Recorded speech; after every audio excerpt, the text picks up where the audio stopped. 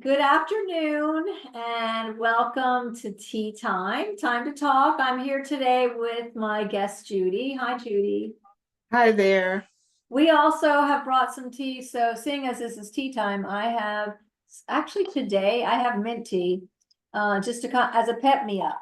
So, because now today we're doing it in the afternoon, you kind of get that afternoon lag. So, I have some mint tea, works really well. It's actually coming from a local meaning within the U.S. domestic tea farm, which I might talk about one day in a different podcast. But I'm here today with Judy to talk about cancer and a little bit different than some of the others, not talking about just a singular incident of cancer, but more than that. And a lot of things that I hear from other patients, what you might consider complications, which can be challenges, which are exactly what we're here to talk about, like what it was and how it went. So, but you don't need to hear from me, so let's hear from Judy. Can you tell us just a little bit about your diagnosis, anything that was going on before it and around it to kind of describe that situation, even though it's been a while, so. Well, my original diagnosis was death.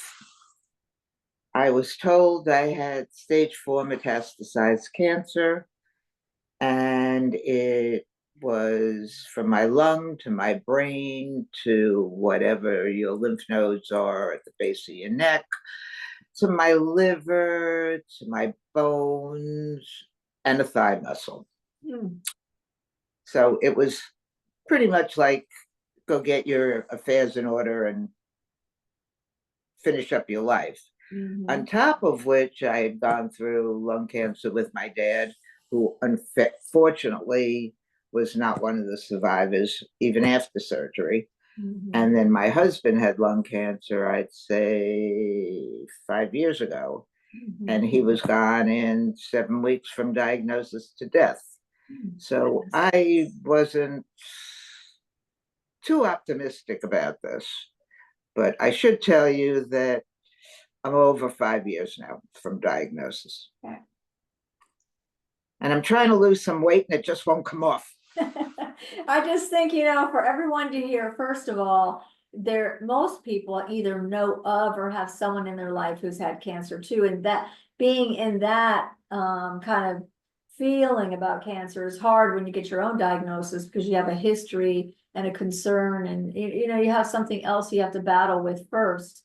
So your own father and then your husband as well. And then with your diagnosis, I'm not sure everyone was even able to really compute what you said. When you get a stage 4 diagnosis like that, where it has metastasized to so many other places, like you said, it's really a diagnosis of get your affairs in order. And then tell us you've been here, you had your 5 year mark, was it March 31st or? March 31st, April. Yeah, this Yeah. year, yeah. So 2024. What a fantastic, incredible milestone to make. And it's not just how we're saying it now, it's every inch and day and week and moment and scare all the way up to that, waiting for that 5 years. Will I get there? Will I make it?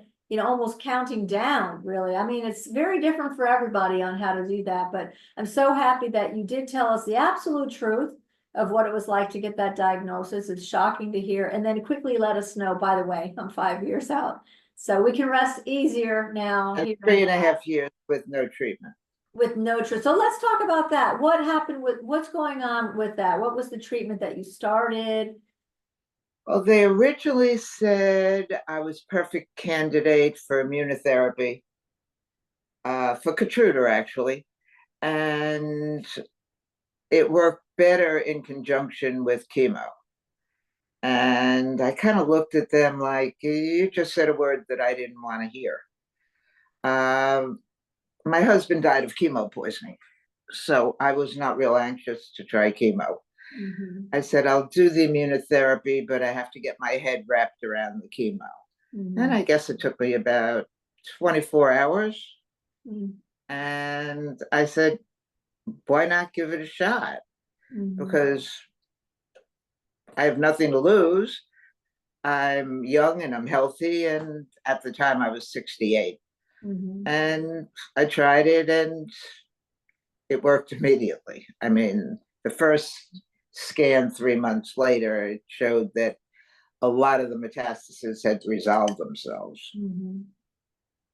That ability to adapt, I call that adapting because what you're able to do is change internally your resistance to chemo for a good reason, watching your husband die of the chemotoxicity, to change and say, let me pull back here and get a perspective on this. This might be what I need to live.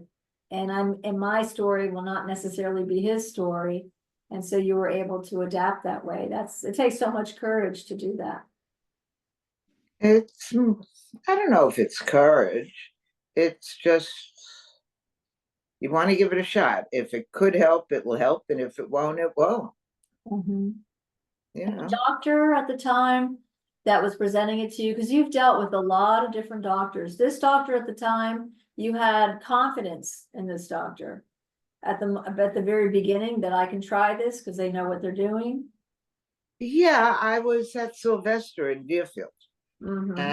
and cutting edge, and I did trust them at that point. Yeah, Mm-hmm. you know, they could have just said, okay, just do the immunotherapy. But she said to me, it will really work better with the chemo. Mm-hmm. I don't know if they still feel that way, but this is 5 years ago. Yeah. Did you actually feel sick when you got your diagnosis? Did you know something was wrong? Oh, I knew something was wrong from before. I had been told, I guess I was really in touch with my body, and they said, you have pneumonia. I just didn't feel right, and I'd have a cough here and there. And I had a couple of x-rays, and it was pneumonia. And then my internist said, let's try a CAT scan. And I still remember him calling and saying, Judy, it's not good. Mm. It's metastasized lung cancer, and it's gone to, I think it's your hylar glands or something. Mm-hmm. And I guess I was kind of numb, like most people would be. Mm-hmm. And then when I went to Sylvester and they did all these tests almost immediately, I was very lucky. I got in within days. Mm-hmm. I think it was a week and a half. Mm-hmm. And I had a brain scan, and I had a PET scan, and everything.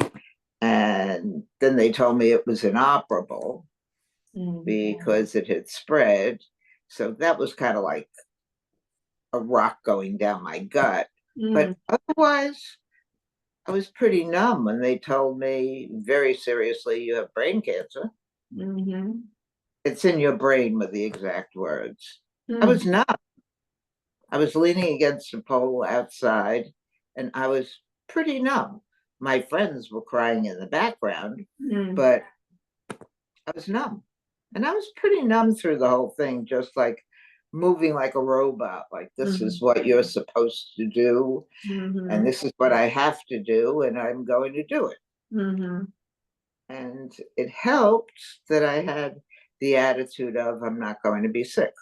Mm-hmm. I mean, I went into it saying, I'm never sick, nothing bothers me, and Mm-hmm. this isn't going to bother me either. And as a result, I was never sick. I don't know if it's factual, medical, psychological. What, Yeah. I Yeah. never found a best friend hanging around the toilet. I just didn't. Uh-huh.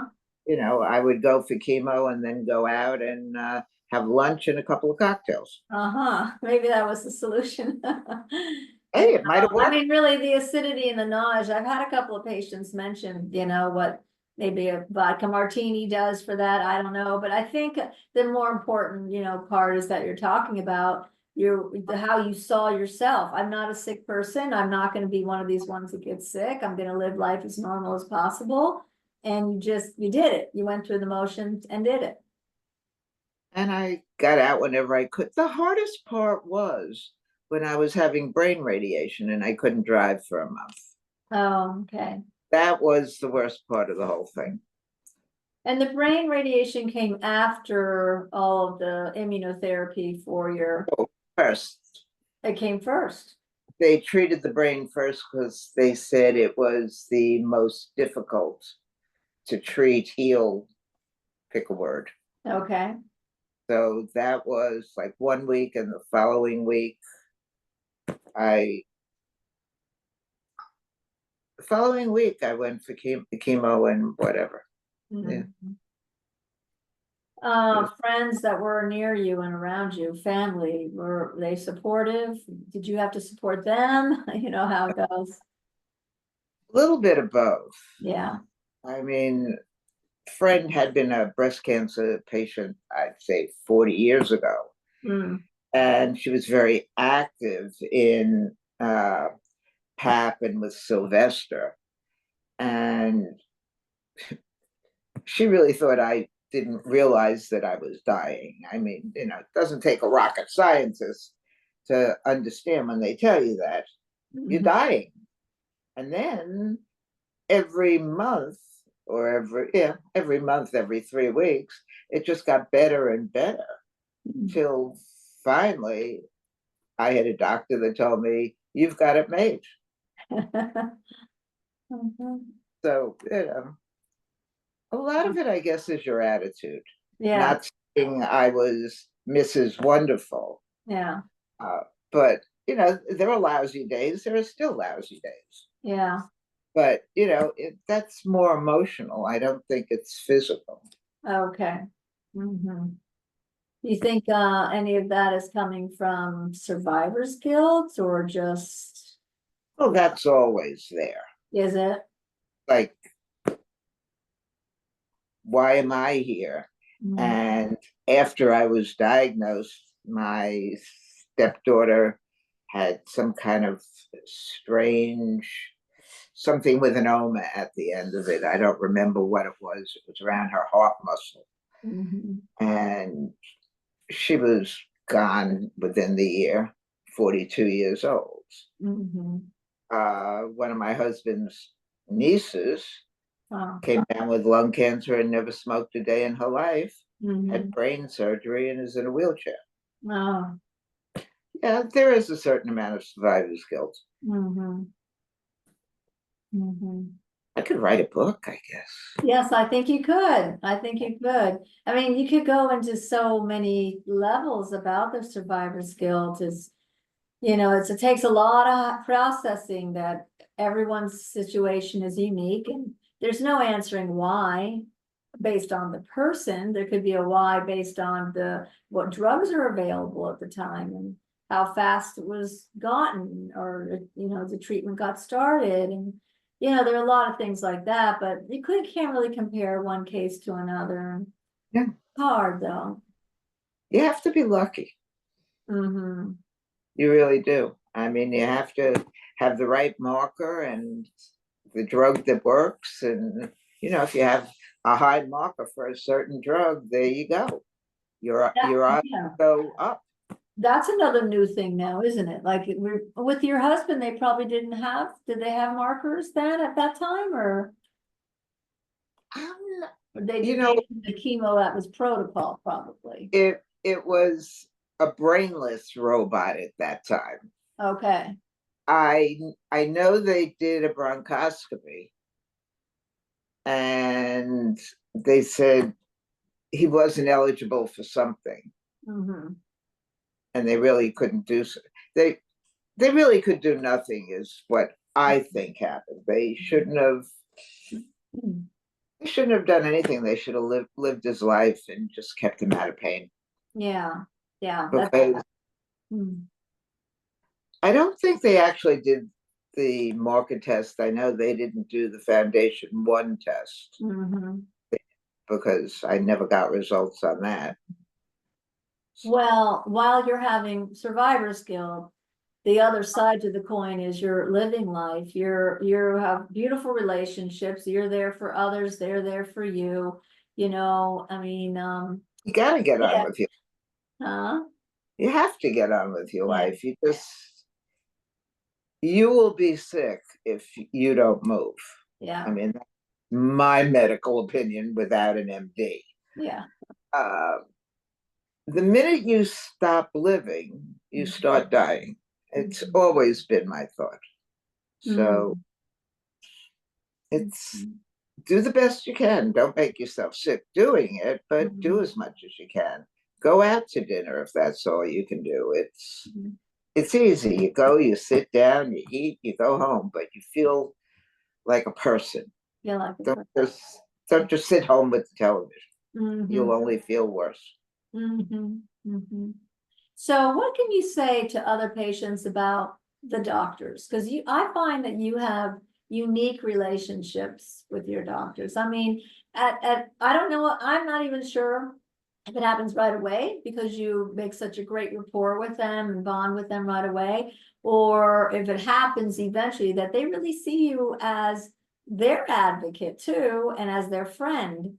Like it's more than, it's definitely not the removed, the doctor in the white coat who, isn't talking with me. You have really nice relationships with your doctors and you get them to tell you the truth too.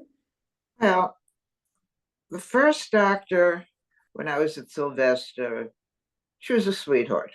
She talked and she had empathy, and it was great. And then she left to go to another facility for Sylvester.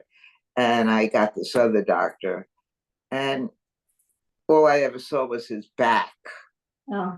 while he was typing. And Mhm. I just didn't have it. When I went on to Doctor 3, he said I was going to make it from the beginning. I mean, I had been diagnosed in March, April, and this was August, and I was already doing really well. Mhm. So, but I needed somebody to tell me I was going to make it. Okay. And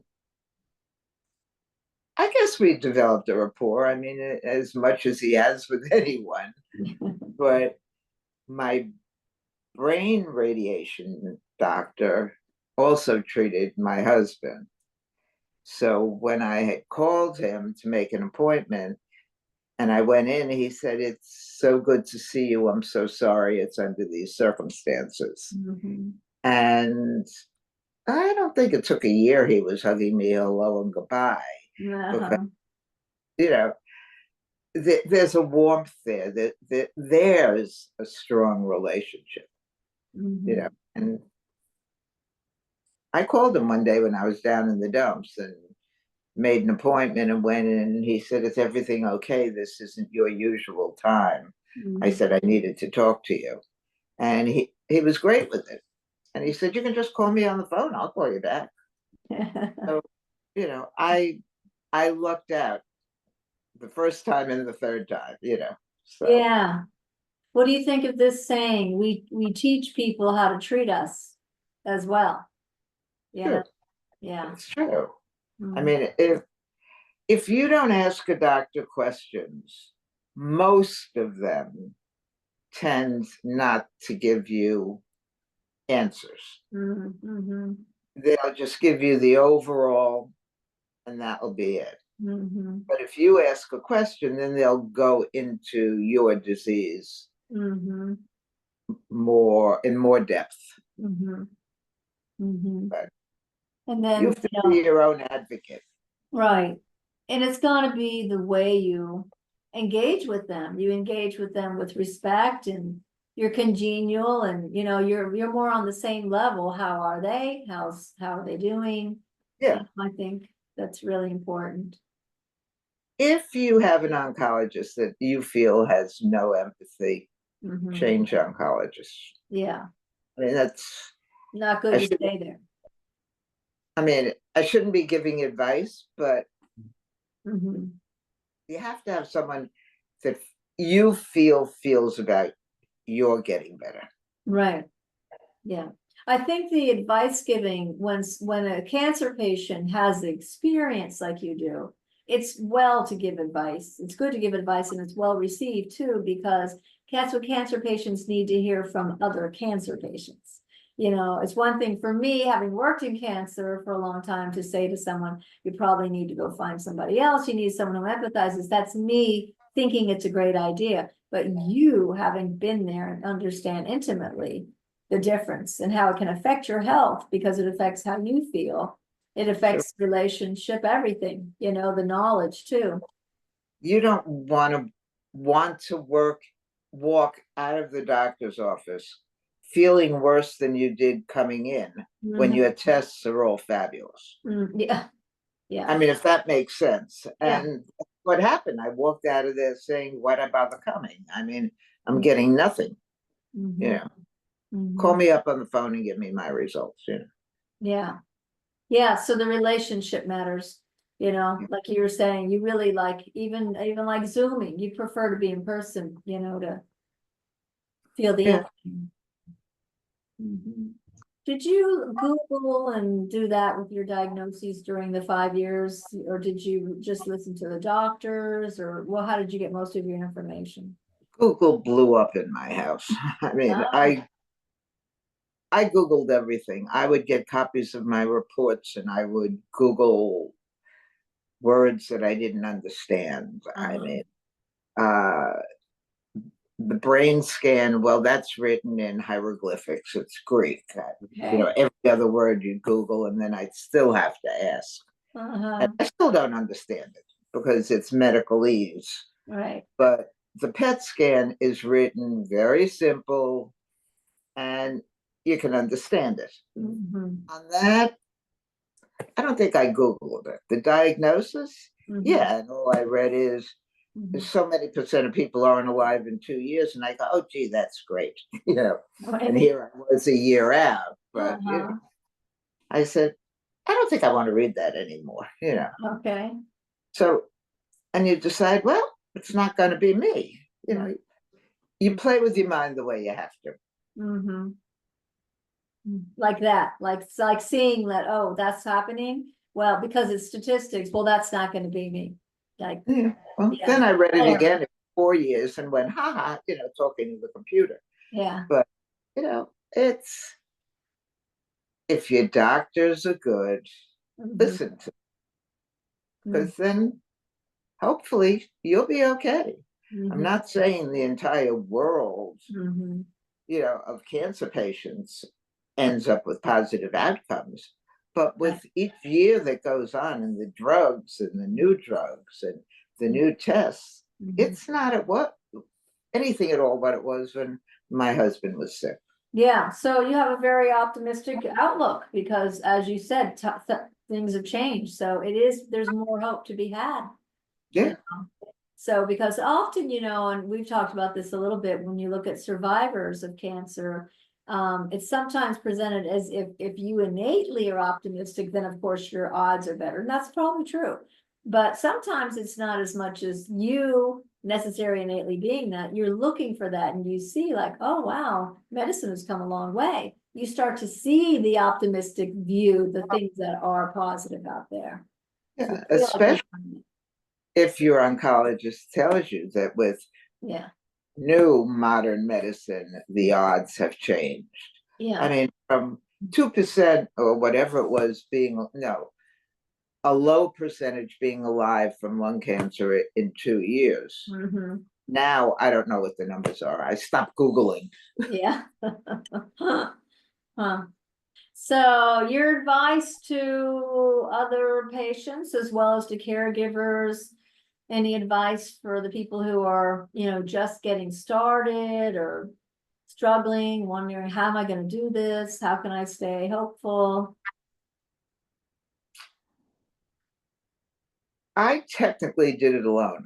My husband had passed away. I live alone and I had to take care of myself. Mm-hmm. My first two treatments, I had friends here on Friday because it was worked out that that was the worst day they were coming for the weekend. Mm-hmm. And after two treatments, I released them from bondage and said I can do this myself. Okay. I didn't need anyone. I Mm-hmm. mean, I can't lie and say I felt 100%, Mm-hmm. but how many people in their daily lives feel 100%? I was fine to live alone. I had neighbors making me crazy that I had to get a help me, I'm falling button, Mm-hmm. which ultimately I did. And it's Mm-hmm. still here and I've never used it. Oh. But I mean, it's sitting inside and I don't take it out with me. And you Mm-hmm. just keep it active. But, Mm-hmm. but I think mentally I was better going through it. And then when I was just about 100% clear, Mm-hmm. then I got depressed. Mm. Mm-hmm. It was like my need to do something, I think, was over. And Mm. I'm not a therapist, but the minute my treatment stopped and I was good, Mm-hmm. I got depressed. Mm-hmm. Mm-hmm.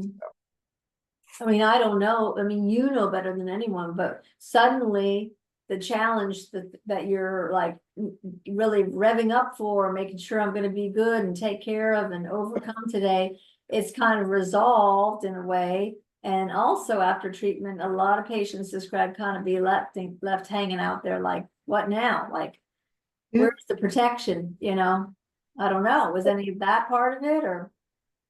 I don't know. I still I still have blood tests every 3 months. I have a PET scan every 6 months Mhm. and a brain MRI every 6 months. Mhm. So, I'm not done, but I have no evidence of disease. So Right.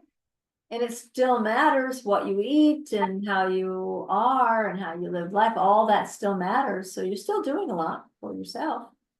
yeah, how I eat what I want. Okay. I mean, I was, not one doctor ever said to me outside of when I had an issue, Uh-huh. watch what you eat fruits and vegetables, blah, blah, blah. I ate what made me feel good. Yeah. Uh, The the last thing you want to be told is you can't have your pizza or you can't have your Chinese food. Right. If that's what you feel you're going to be able to eat, Right.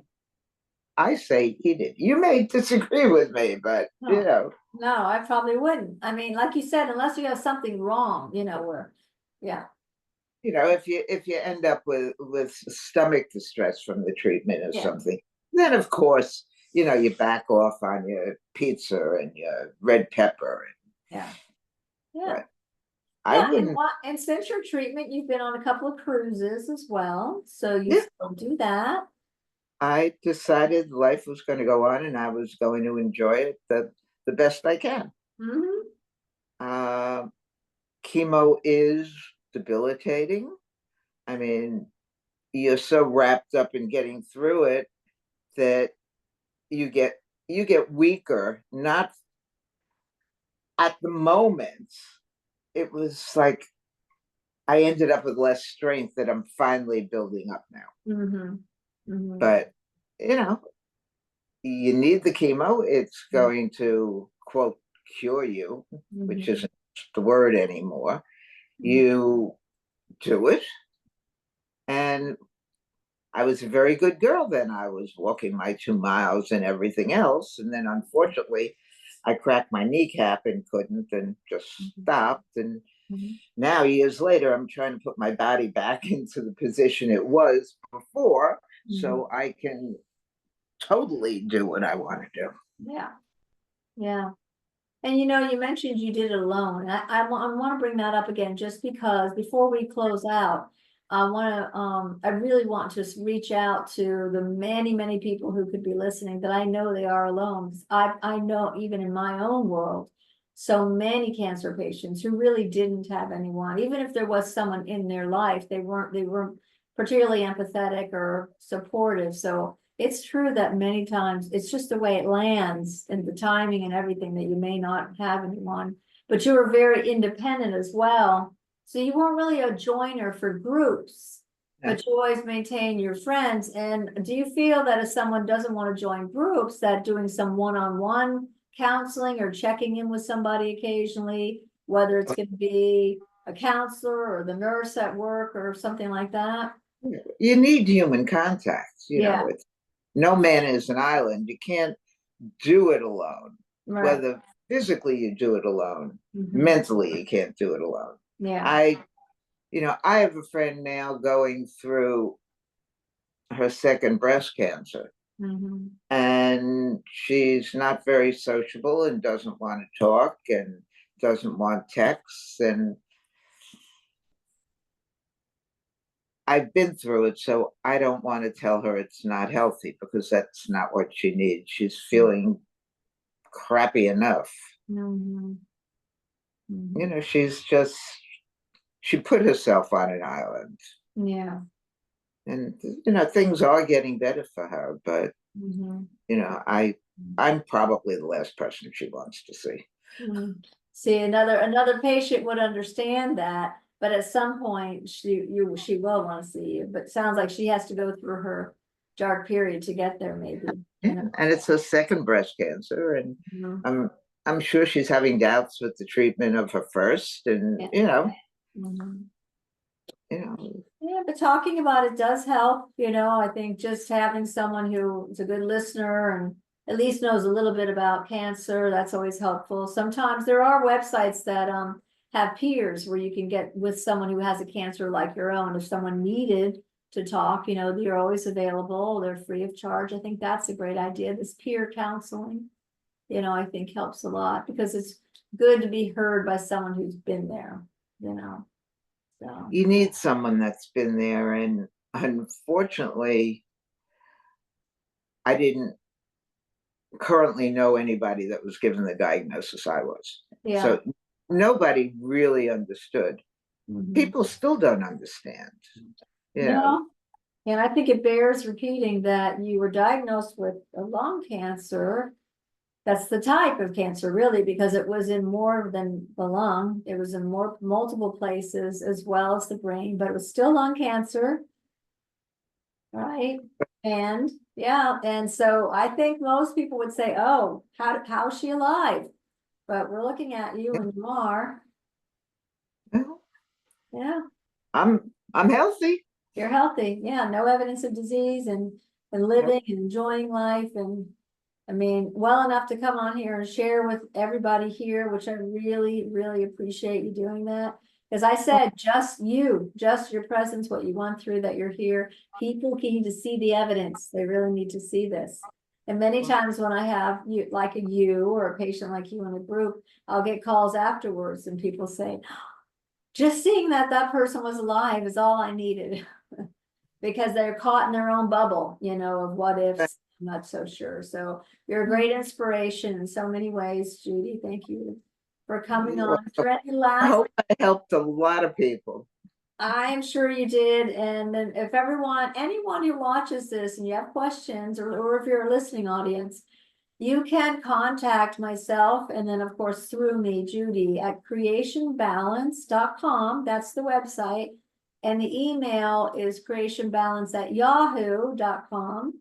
It's very easy to contact us. We would love to see your comments on YouTube. That's always helpful. We'll answer them, even get a conversation started. And if you have something else that you wish that we would present or come back out and talk about, you let us know. We're interested in doing that too. So there are a lot of support groups being run right now for free out of this entire program. So anyone who's looking for a support group for themselves or for someone else they know that has cancer, or looking for information or education, just again, contact me at creationbalance.com. And just thank you again. This is a nice way to spend the afternoon with tea and talking with you. So thank you. You're welcome. All right. Have a great day. Have a great day to listeners as well. Take care. Bye bye, Cindy.